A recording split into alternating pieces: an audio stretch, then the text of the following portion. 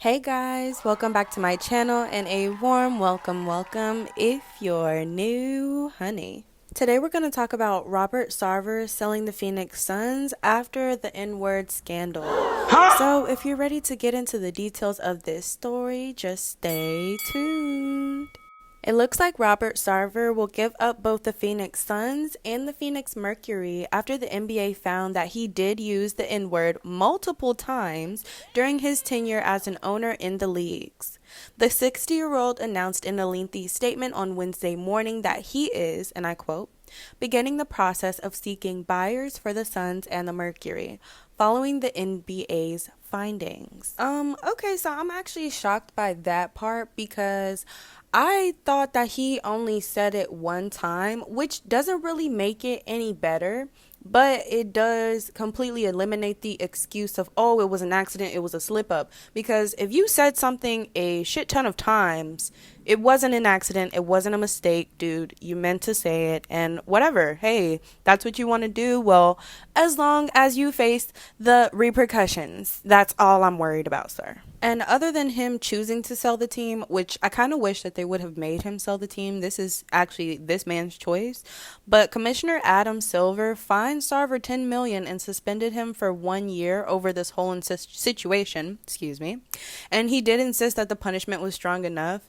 However, I don't really feel that way. And actually, I found a clip from the Draymond Green show, and I really liked what he was saying. And, you know, like, I don't always agree with all of his points, but I really definitely felt him on this. So let's go ahead and take a look at that. For everything that the NBA stands against and stand for, this report that came out last week is the total opposite of everything that the NBA stands for. And so to think that someone like Robert Sarver that's acting in that manner can continue to represent us, that's bullshit.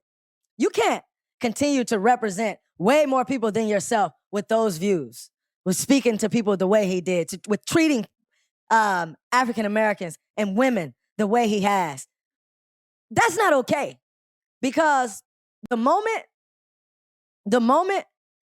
any of us do something wrong, it's always we don't support that, we don't do this, we don't do that, and we're kind of left out on our own to figure it out. This guy gets to just come back in the fold as if he's still representing us, and as if he's a part of one of us. That can't be so, because for us, especially as African Americans, I'm uncomfortable. I'm very uncomfortable. And knowing that in that position, you could just essentially do whatever you want, and because you own an asset, you can't be punished. If you use the N-word to re-describe something that someone said, or telling a story that someone has told you, or using the word because someone else did, stop it. That's ridiculous. Because the level of comfort that you have to even use the word again does not validate or make it okay for Robert Sarver to use the N-word. And so what I would say is, then why don't we pose a vote? Yes, Draymond, talk your shit. Talk your ish, boy, okay?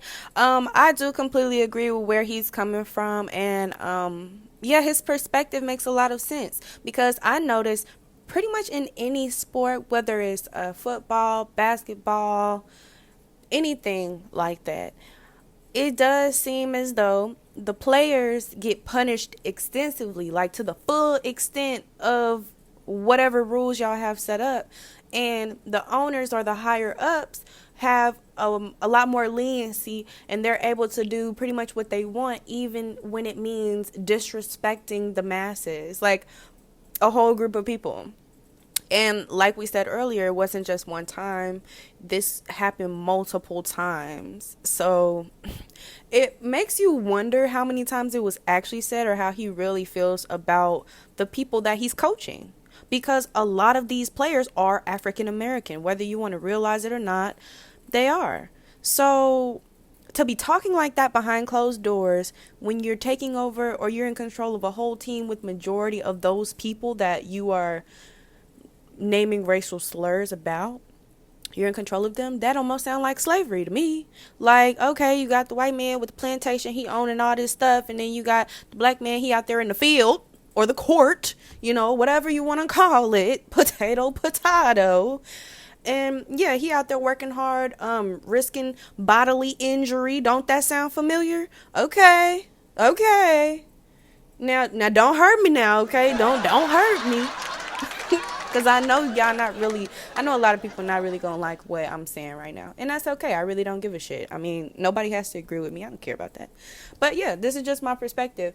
And I really do feel that way because I've noticed this a lot, whether it's like I said, whether it's football, whether it's basketball, I notice a pattern. And it is like the higher ups, they get a pass compared to everybody else. I really hate that. But yeah. Y'all don't have to agree with me. I want you guys to leave your thoughts in the comments. Let me know. Do you feel like he should have to sell the team? Do you feel like the $10 million fine was enough? Do you think that, there should be a higher fine? What do y'all think? What do you think? Or do you not think that there should be a fine at all, Mr. Confederate? Is that what you think? It's okay. If you do, you can leave it in the comments because I don't give a damn. All right. But in the meantime, if you made it this far, make sure you like, subscribe, and hit that bell. That way you're notified every time I post. And in the meantime, please be careful out here. Make sure that you understand you can have a difference in views as long as you're not out here disrespecting other people and putting other people in harm's way. Because honestly, nobody gives a shit if you disagree with them. It's when you start to put it into action and you start to act against people that we have a freaking issue. Okay? Okay. Love you. Bye.